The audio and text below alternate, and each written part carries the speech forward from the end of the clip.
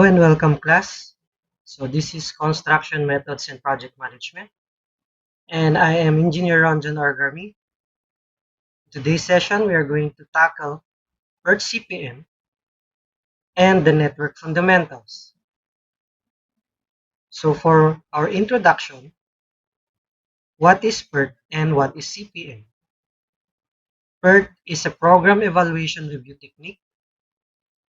CPM is the critical path method.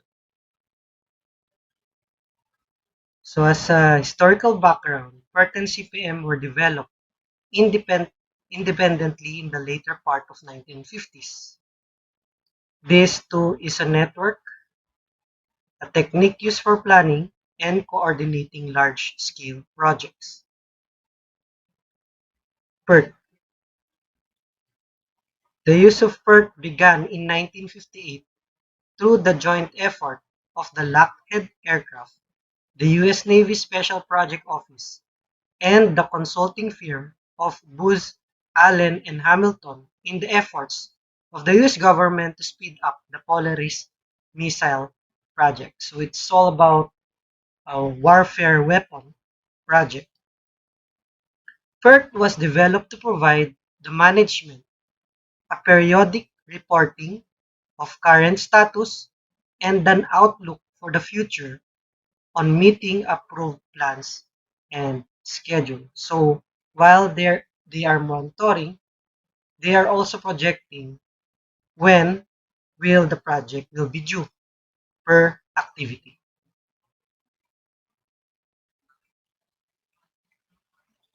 We take note here that PERT is a scheduling tool and does not help in finding the best or the shortest way to complete a project. So the focus of PERT or project evaluation review technique is the monitoring and the projection of the accomplishments. CPM. In 1956, the critical method, which is simply called CPM, was developed by J.E. Kelly of the Remington Rand Corporation and M.R. Walker of DuPont. April 1958, CPM in application was demonstrated in real success. CPM is designed as a tool for planning, scheduling, and control of construction works. PERT CPM is a control tool for defining the parts of construction job and then putting them together in a network form. It serves an aid to the construction manager, but it does not make decision for him, nor does it guarantee good management. So the management is still on the field. So PERT CPM is actually a reference for management. So we should take note of that. PERT CPM only serves the project manager to see the whole picture of the entire job. Thus, a person in charge of each work and then project managers know what is supposed to happen and when it is supposed to happen. The network fundamentals. Network conventions. There are two different conventions. Could be on activity on arrow or AOA, using arrows to designate the activities.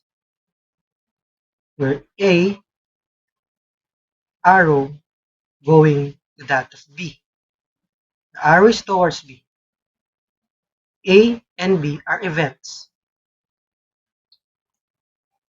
So another convention is the activity on node or AON. It uses nodes to designate activities. C1, approaching 2. 1 is the activity which represented by arrow to approach the second activity. Now, the event 2 or activity 2 is prerequisite to that of activity 1. And so on and so forth. So A here is the activity, B is another activity. 1, 2, and 3 are events. Events are just point in time. They do not consume either resources or time. So it just denotes the start and the end of certain activities that are connected through arrow. So in this one, 2 to 3 cannot be started until activity 1-2 is completed. So event 1 and event 2 can be represented by activity A, or that is activity 1-2. Likewise, event 2 and 3 will have an activity for that represented by B, or activity 2-3. So elements of network diagramming. So in here, the arrow represents the activities A and B, wherein it represents the relationship and the prerequisite, the precedence of the activities. In here, work B cannot start until after work A is completed. So in this next figure, we can see that C cannot start until both A and B are completed. So the third diagram, A must be completed before either B or C can start. In short, A is a prerequisite activity for B and C. So in here, both A and C must be completed before either B and D can start. Again, A and C are prerequisite for activities B and D. In here, A and C can be simultaneous or could be done in parallel with each other. Likewise for that B and D. So we have here a parallel activities. Both A and B must be completed before C can start. D depends on B. So X is called a dummy. So we can see here that X is not activity. It is called a dummy. It is just illustrated to present that A and B are prerequisite for C. So these dummy activities are being used to avoid crossing of arrow between and among activities. So likewise, on the next diagram, in here, A and B are prerequisites for D, while C depends on A only. Y is a dummy. So again, dummy activity does not consume time or resources. It just represents or denotes the prerequisite for a certain activity. So these are the elements of network diagram. So principle number 1, everything in the network of arrow diagram must have a meaning. Every arrow represents an item of work called activity. So an arrow, there will be a label in it. Could be in alphabet letters or the name of activity itself. So here we have excavation. An event is the starting point of an activity represented by a circle, square, or of any geometrical form. So that is an event. An activity is dependent upon and cannot begin until after the completion of all preceding activities. So we have here event 3. Event 3 would only take place after making forms is completed. In short, making forms is a prerequisite for pouring of footing slab.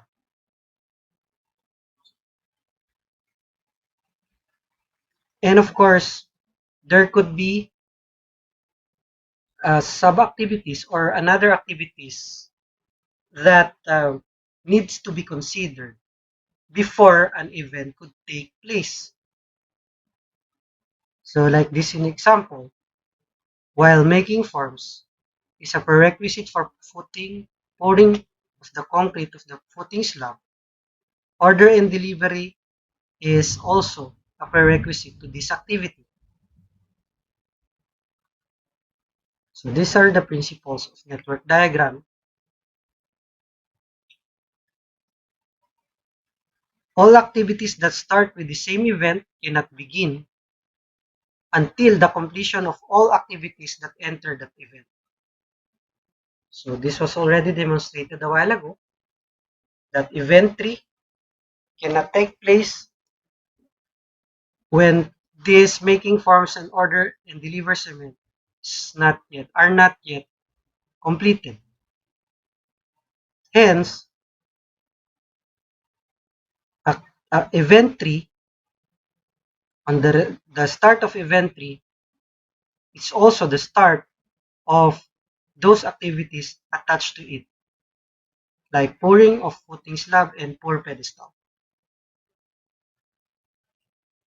So another example, an event 5 could start only after securing building permit and clearing the site were done, so that we can start these 3 activities: staking, batter boards, and digging. Principle number 2. An activity has a single definite starting point and a single definite ending point.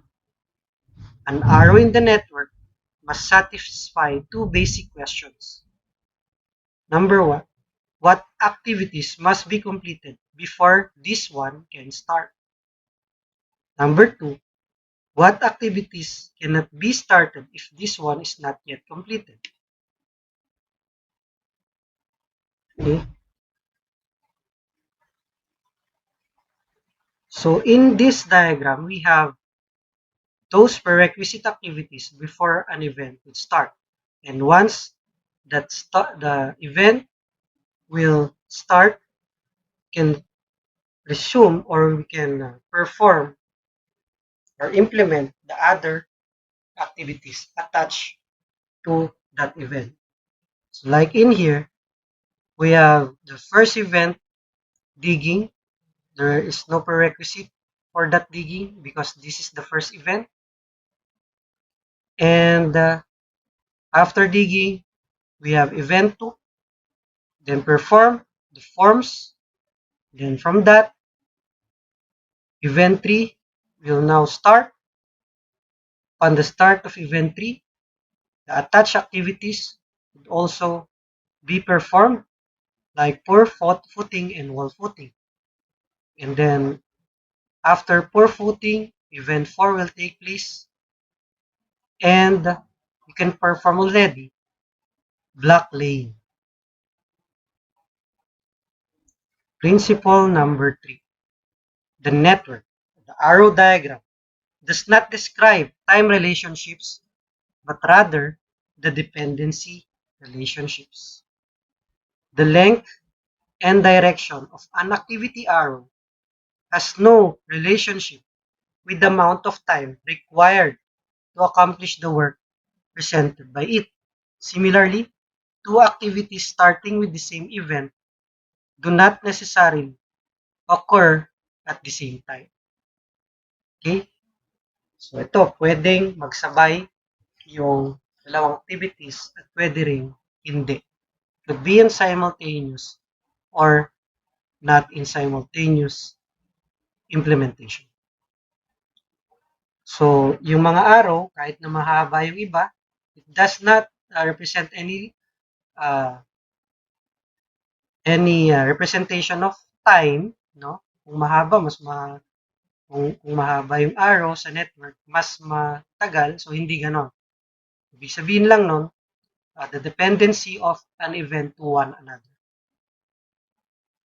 Okay, so in here, you can see that in the diagram,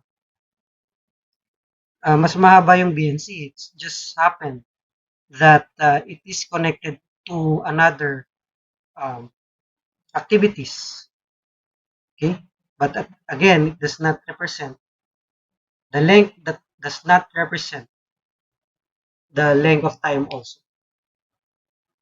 So the arrow diagram defines the activity dependency situations that exist. Activity BNC does not mean that both activities must be conducted at the same time. Okay?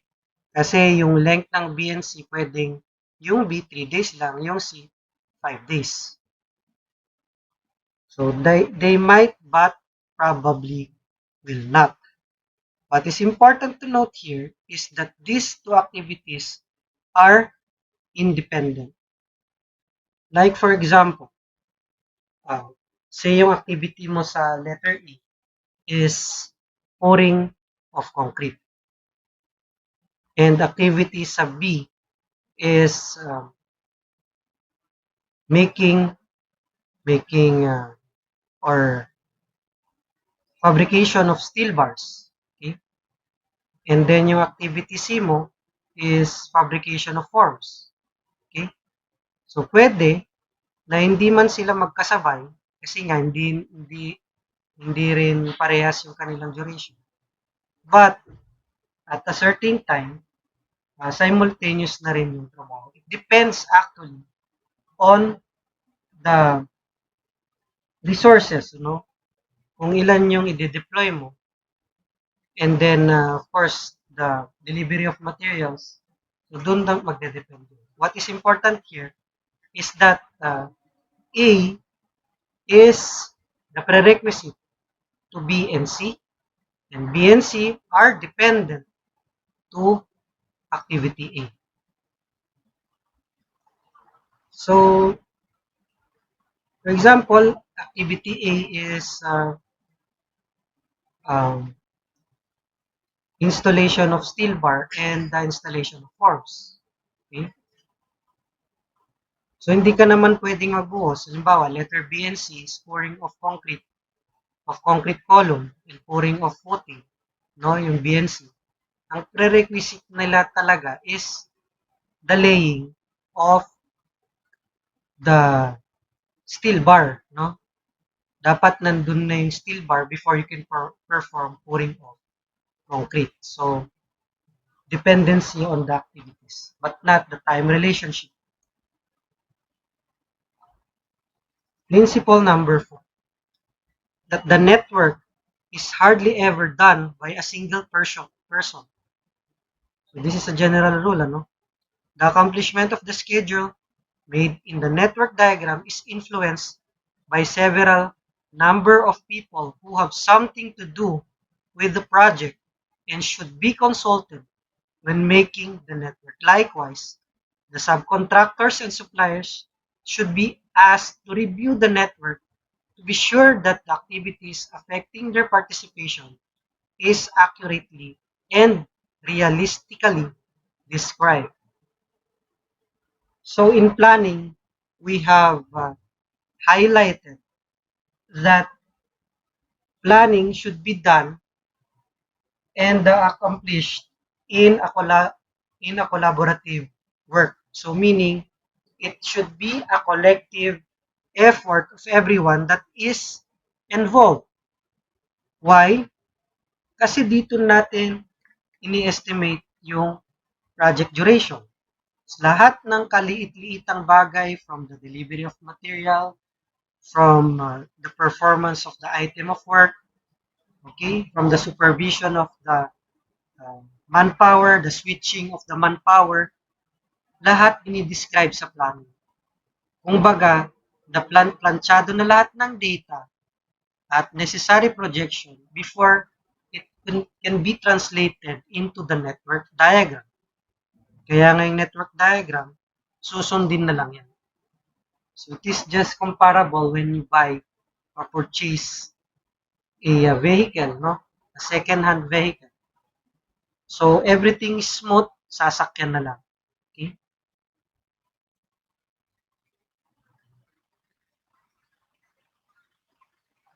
So, let us have definition of terms here. Activity is the work operations required to complete a task, or in some cases, a segment of the task. In short, it is the actual work between events. So, take note that lahat ng activity in details should be also reflected in the network diagram. Hindi pwedeng um, pouring of concrete, sinabi mo. Hindi mo pwedeng sabihin na implied na dyan yung mga delivery, implied na yung installation of forms. Dapat in details yan, sequence by sequence. Events is a point in time signifying the beginning or end of one or two or more activities.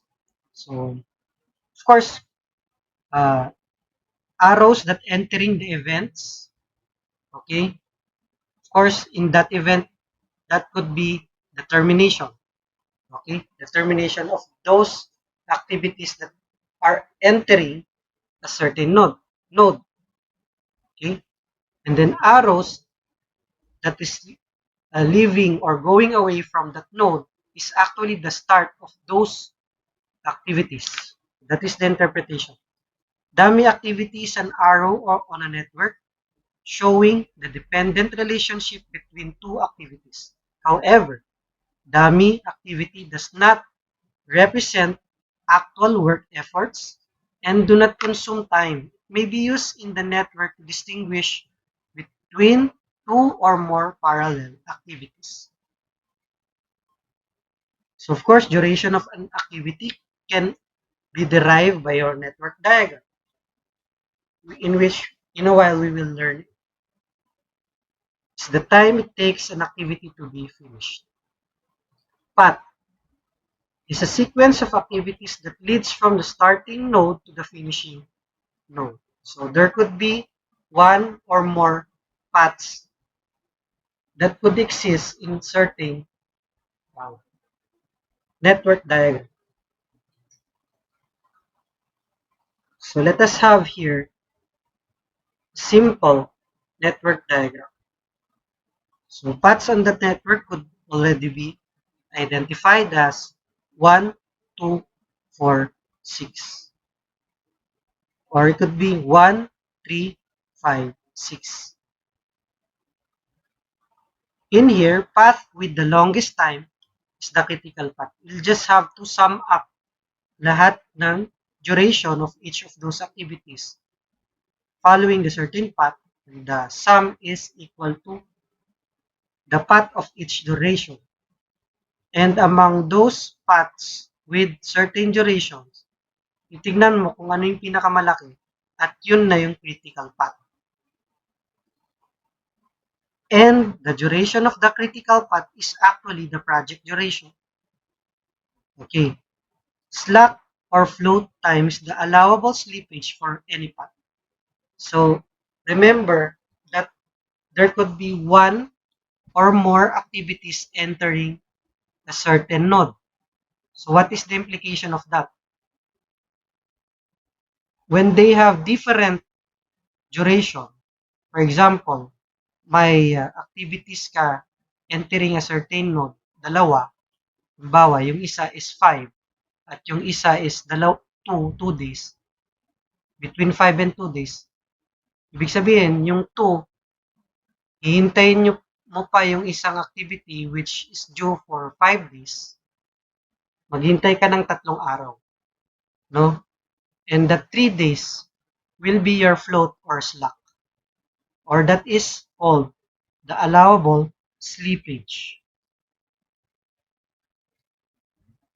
So it can be also derived by subtracting the length of the critical path minus the length of any path. So in details, we can discover this in the later chapters. Critical path has zero, slack, or float. Why? Kasi within the critical path, nandun na yung pinaka matataas na duration of the project. So that is the principles of network diagram.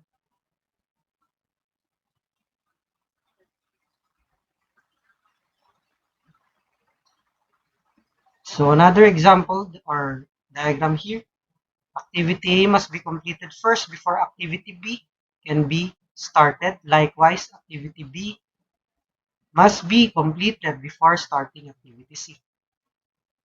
Both A and B has to be completed first before activity C can begin. Both A and B could be worked on at the same time. Performance of A is dependent on the performance of B. When several activities enter a node, it means that all those activities must be completed first before any activities that will begin at that node can start. Thus, in the following diagram, A and B must be finished before either C and D can start.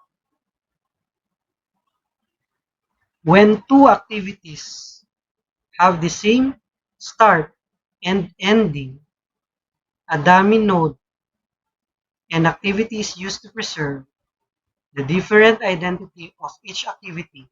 In the following diagram, event A and B must be completed first before event C begins. So we have here the dummy.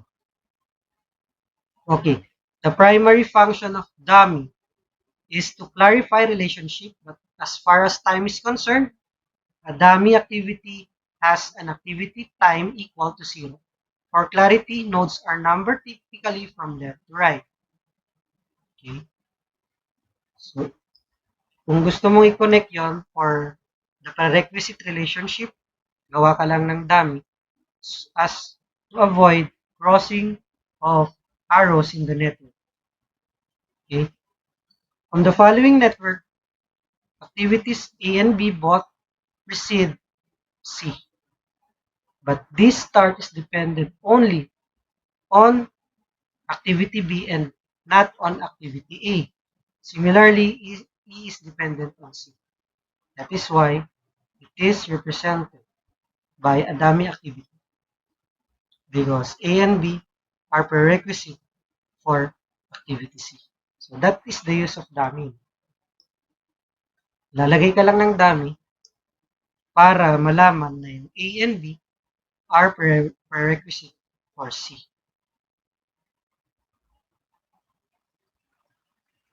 All events should be numbered starting from left to right and up and down. No event should be lower than the number of events preceding. So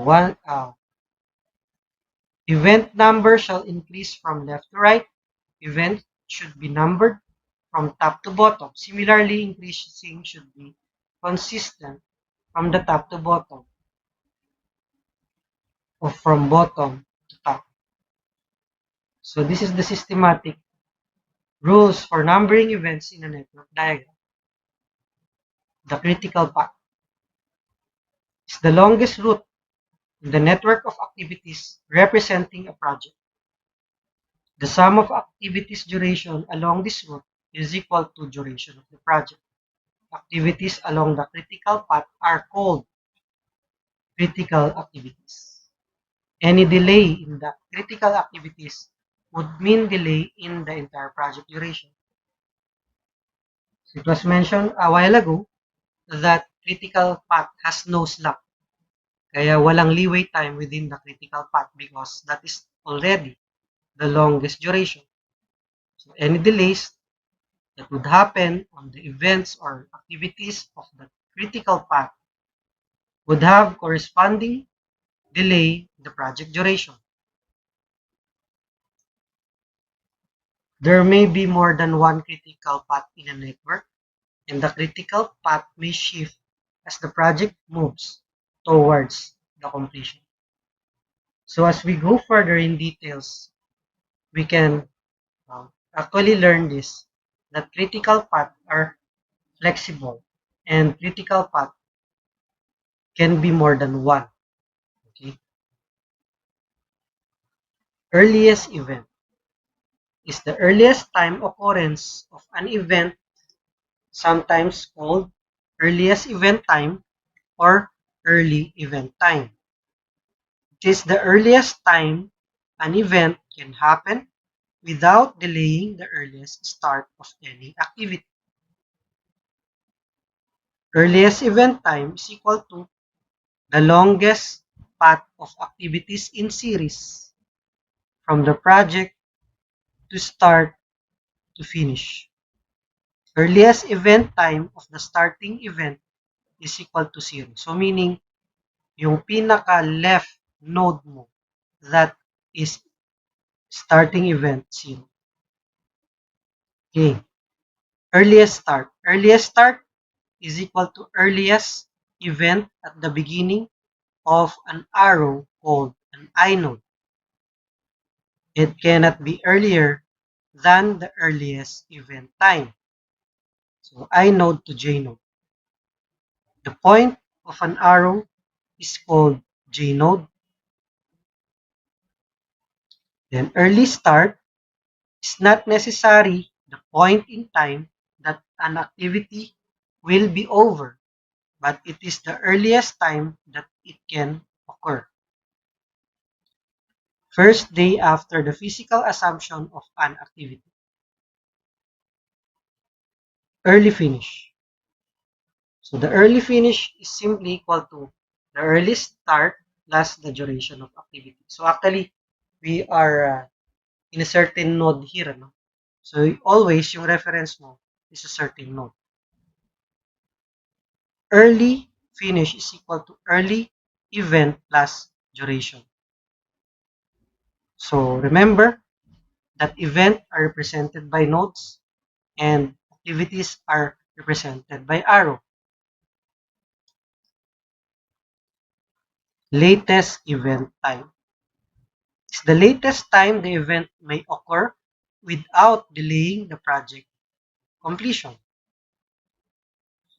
So the equation is earliest event finish is equal to early event plus duration, numerically equal to the length of the critical path minus the longest path from the project and event to the event in question. Latest finish cannot be later than the latest event of time. It's called the J node. All activities with the same J node have the same late finish, which is the same as the latest event time at their common node. So the latest finish is denoted by latest start plus duration. So when we transpose that one, latest start is equal to latest finish minus duration. Float or slack time. Slack or float is the word used for those activities which do not fall on the critical path. These activities have scheduling time leeway that can be used without adverse effect on the project time completion.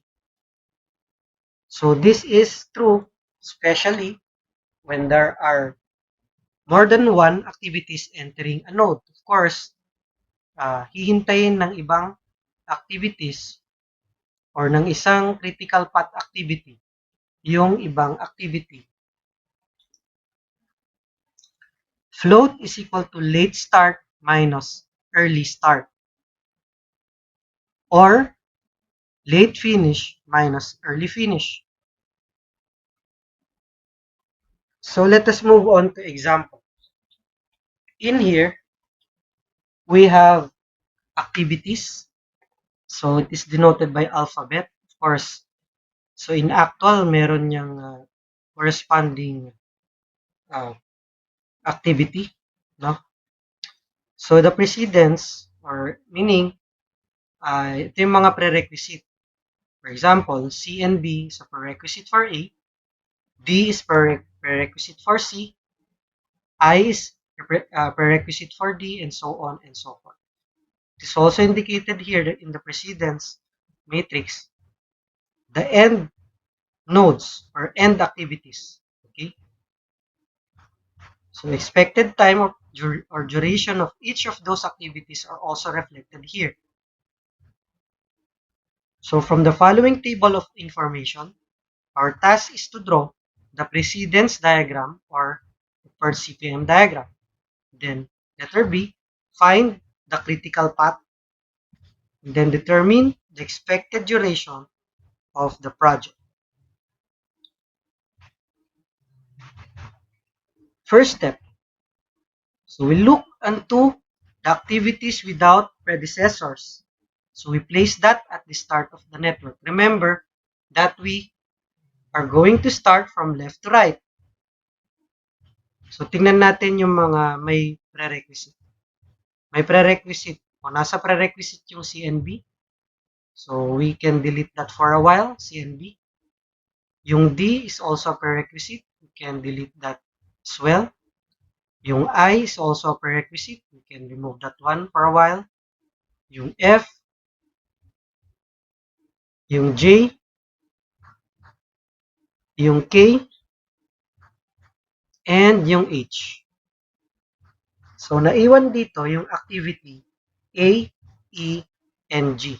So, ibig sabihin, A, E, and G are all starting activities that will start on the starting node. So, say this is the first node. We have A with a 4-day duration, E with 3-day duration, and G with 1-day duration.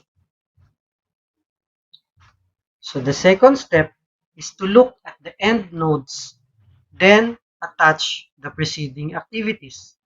So we are already done with A, E, and G. Okay. So we look on CNB. Actually, yung end node dito simula dun sa A, ano? Titignan natin kung ano bang susunod sa A. Actually, susunod sa A is C and B. So, C, tapos na tayo. We'll just mark that one with the duration of 12. And B is also the next activity for A. No? B and C is actually dependent on A. So, yun. So, markahan natin dito. Okay. So, we put an end node for a while. And then, from that end node, ano yung end node? Activity C. Susunod sa C is activity D, which has a duration of 2. So we just mark that one into our matrix here. So next, yung naiwang nodes dito, itong nasa dulo. This one, and this one.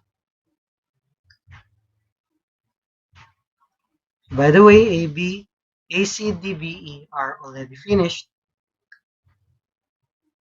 So dito na tayo sa G. So susunod sa G on this matrix is H. Okay, susunod sa G is H with a duration of 3. So ito, just mark that one. Ang susunod sa H is K. Okay, K with the duration of 15. Again, we just mark that one. And K is the end node. No, we just wanted to mark it by a different color. So to denote na yan yung end node. Okay. Ang susunod sa E, ito naman, E is F. Okay, we just place that one with a duration of 8. So we just mark F, tapos na. No? Okay, that is the end node. And then susunod sa F is J. Susunod sa F is J, this one. And then we mark J. Okay, by the way, J is the end. That is why J is connected here. Okay, it's also attached to the end node. You just mark that one. And then ang susunod sa I Ang susunod sa D is I. Okay? I.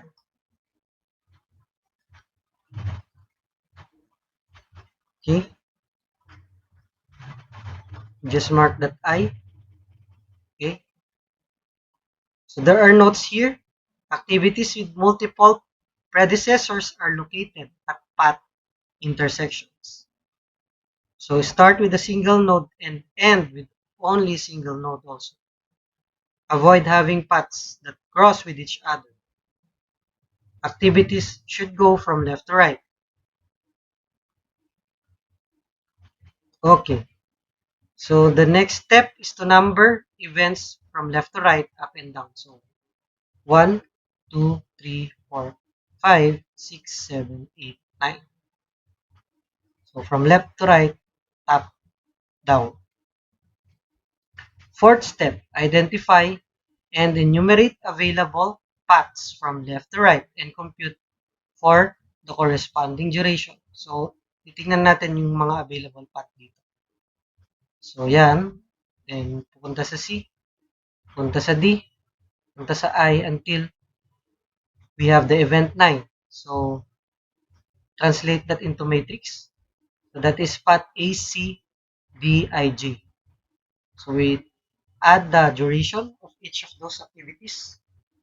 4 plus 12 plus 2 plus 12 plus 9. So, that would yield to 39 days. Next, another path. So, you start with A again, then divert to B, then to I, and then to J. So, that path is AB, IJ. Adding their corresponding duration, we have 4 plus 5 plus 12 plus 9. That would yield to 30 days. Okay, next, we have E, F, J. So, path E, F, J will have 3 plus 8 plus 9 is equal to 20 days. And lastly, obviously, meron tayong G, H, K. So, that is G, H, K. 1 plus 3 plus 15, that is 19 days. So, we all have the path and the duration of those established path. The fifth step is to determine the critical path. So, of course, it is obvious that in this one, we have ACDIG, and that is the critical path with 39 days. So, that ends our session for today. And thank you for listening. And please attend to your seat work. So, the seat work is by group. Thank you.